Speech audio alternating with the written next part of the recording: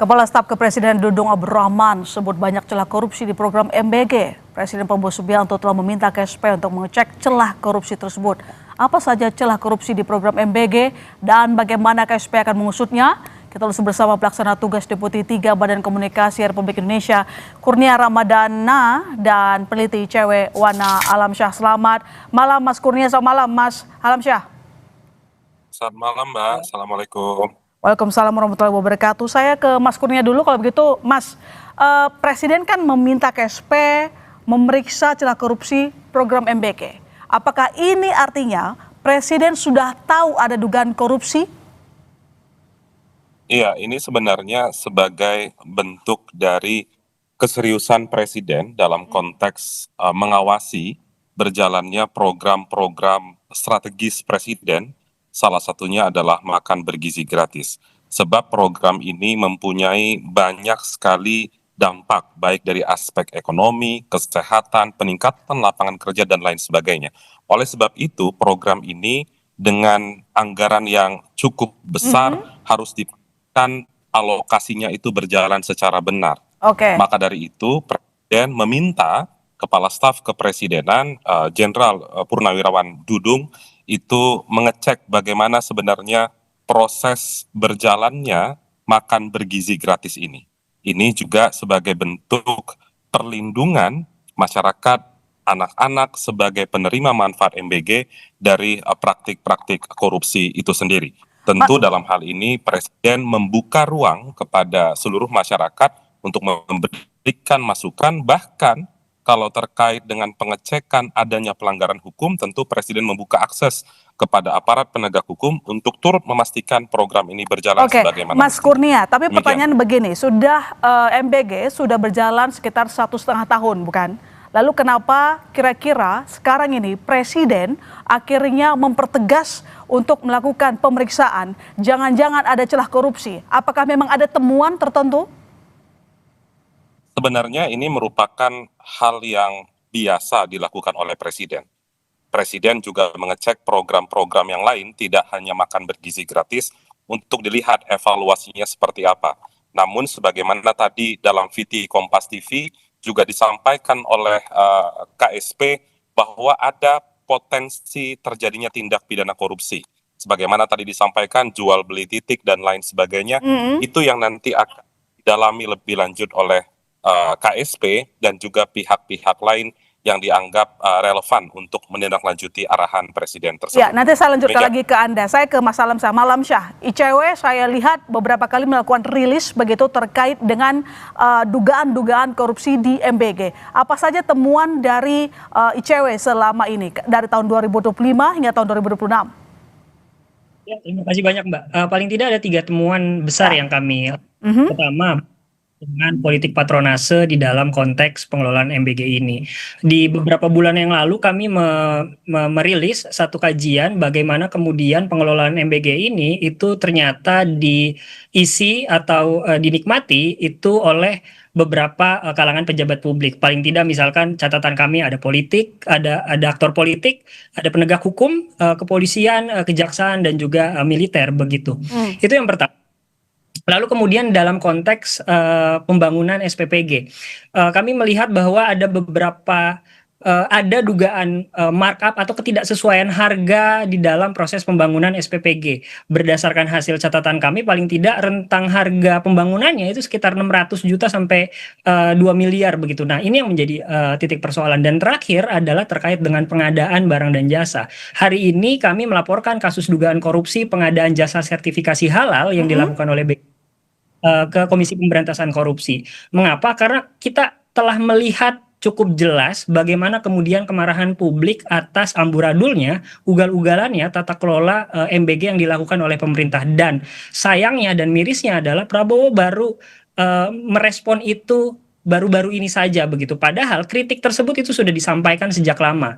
Dan ini yang menjadi persoalan penting. Rasanya KSP itu juga atau pemerintah itu rasanya juga jangan hanya fokus pada penarikan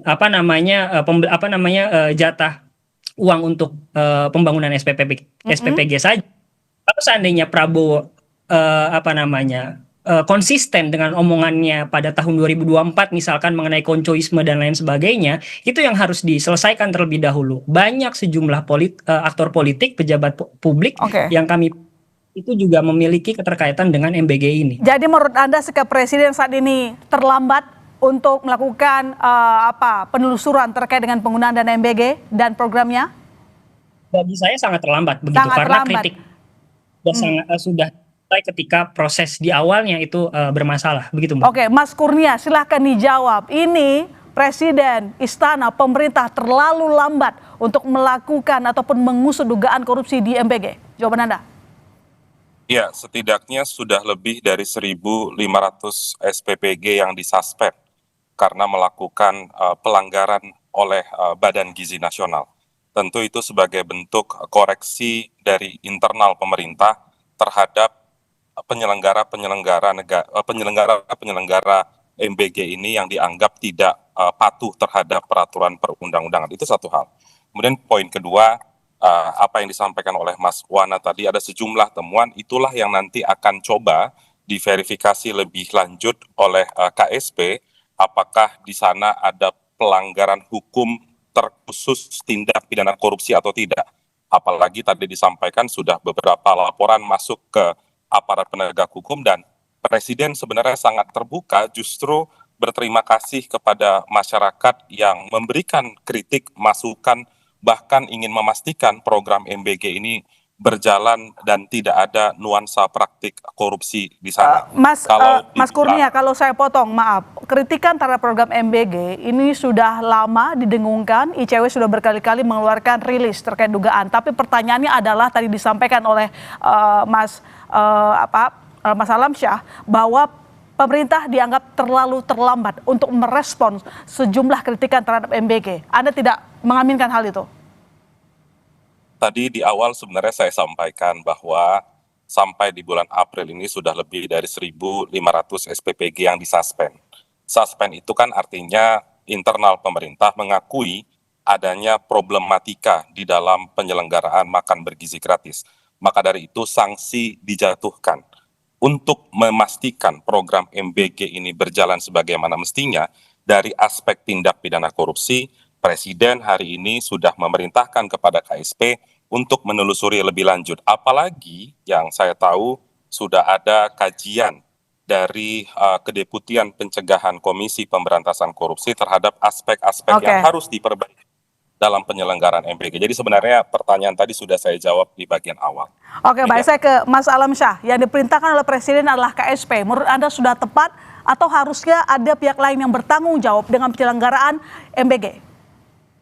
Itu menjadi catatan penting juga, Mbak. Jika memang telah banyak kritik, terutama terkait dengan tata kelola MBG, dan ada pelanggaran atau bahkan tindak pidana hukum, kenapa ini diserahkan kepada KSP?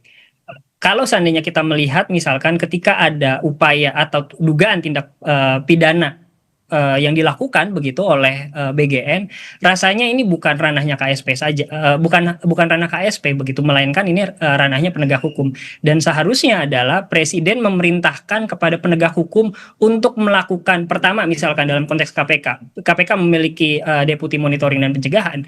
Pertama, perintahkan terlebih dahulu KPK untuk melakukan upaya monitoring dan pengawasan terhadap MBG ini agar prosesnya itu sesuai dengan kritikan publik. Dan kemudian yang kedua adalah KPK harus menelusuri informasi yang disampaikan oleh publik melalui platform yang kemudian itu patut diduga menguntungkan pihak-pihak tertentu. Seperti yang tadi saya sampaikan, ada temuan kami patut diduga kepemilikan yayasan-yayasan SPPG ini itu dimiliki oleh segelintir pejabat publik begitu. Baik itu individu di politik ataupun juga penegak hukum. Paling tidak misalkan catatan kami adalah ada sekitar 7 individu itu yang berasal dari Partai Gerindra.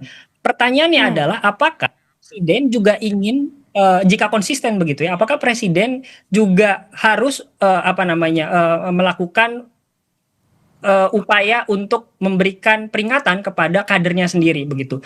Jadi rasanya ketika ini dilemparkan kepada KSP, pertama rasanya itu belum tepat, dan yang kedua jika memang ada dugaan tindak pidana hukum, rasanya penegak hukumlah yang harusnya bergerak begitu, bukan KSP begitu. Jangan sampai, dan terakhir, jangan sampai ketika KSP ini masuk, ini malah dijadikan sebagai bahan untuk memoderasi bahwa ini tidak ada pelanggaran dan lain sebagainya, dan jangan sampai juga temuannya itu hanya dikerucutkan kepada persoalan yang disampaikan oleh KSP. Jadi Mas Kurnia, bagaimana Anda menjawab keraguan bahwa nantinya KSP bisa memproses atau menindaklanjuti sampai tuntas terkait dengan penyelewengan kalau ada dugaan MBG? Nanti dijawab saudara, kami silakan kembali tetap di Sapa Indonesia Malam. Ya, Anda kembali menyaksikan Sapa Indonesia Malam. Sebelum saya ke Mas Kurnia, saya sekali lagi mempertegas kepada Mas Alamsyah. Mas Alamsyah, kalau memang Presiden meminta KSP yang mengecek celah korupsi di MBG, menurut Anda, sekali lagi, kenapa ke KSP? Apa ini ada kaitannya karena aparat hukum punya dapur MBG? Ya, pertama yang mau saya perjelas dan pertegas adalah mengapa tadi saya sampaikan penting untuk KPK melakukan penelusuran, bukan penegak hukum lain. Karena dalam catatan kami, dalam hasil riset kami, pemantauan kami, itu menunjukkan bahwa kepolisian dan juga kejaksaan itu mereka memiliki terafiliasi dengan yayasan SPPG dan memiliki SPPG begitu. Jadi ketika diberikan kewenangan penegakan hukum kepada kepolisian dan kejaksaan, maka kami tidak yakin bahwa prosesnya imparsial, sehingga yang penting yang seharusnya dilakukan adalah berikan kewenangan tersebut kepada KPK untuk menelusuri sehingga tidak ada konflik kepentingan dalam penanganan perkara begitu. Oke, baik Mas Kurnia, untuk menghindari konflik kepentingan harusnya diserahkan ke KPK bukan ke KSP. Jawaban Anda? Yang pertama, lembaga kantor staf kepresidenan itu bertugas untuk memastikan program-program pemerintah itu berjalan sebagaimana mestinya, sesuai dengan tujuan, sesuai dengan yang diharapkan. Jadi ketika ada permintaan atau perintah dari Presiden terhadap kepala KSP, itu merupakan hal yang amat sangat lumrah, apalagi konsep keberadaan kelembagaan KSP sejak era pemerintahan sebelumnya, itu juga rutin memanggil kementerian-kementerian jika ada bottlenecking saat penyelenggaraan program-program, khususnya program prioritas pemerintah. Kemudian yang kedua, kalau bicara tentang KPK, sebenarnya tadi sempat saya sampaikan sudah ada kajian dari Kedeputian Pencegahan KPK, dan tentu ini menjadi bacaan pemerintah juga dan menjadi bahan evaluasi bagi pemerintah. Setidaknya ada 8 catatan KPK dan ada kurang lebih 7 rekomendasi KPK perbaikan agar program MBG ini benar-benar bisa berjalan sesuai dengan yang diharapkan oleh Presiden. Jadi dan secara, juga kalau terkait secara dengan realnya, apa yang bisa dilakukan oleh KSP nanti Mas selain melakukan evaluasi?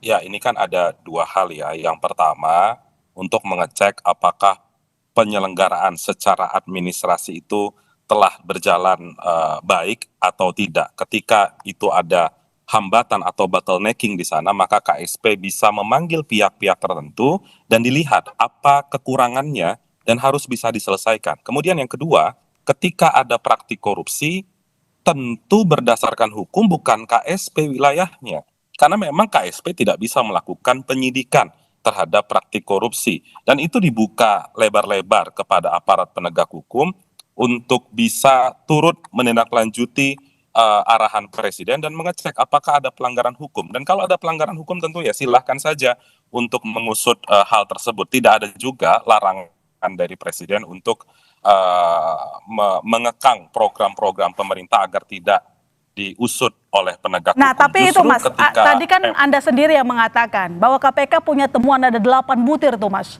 Tidakkah temuan itu harusnya bisa ditindaklanjuti oleh KPK saja?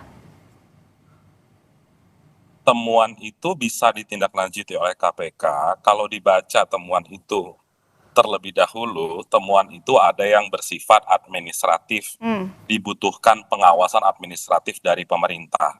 Ya kalau KPK mau menindaklanjuti menjadi penindakan ya silakan saja.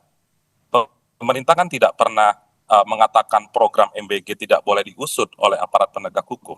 Jadi itu concernnya. Kalau ada temuan ya silakan. Toh KPK, kepolisian, kejaksaan agung kan punya kewenangan penyelidikan, penyidikan dan penuntutan terhadap praktik korupsi.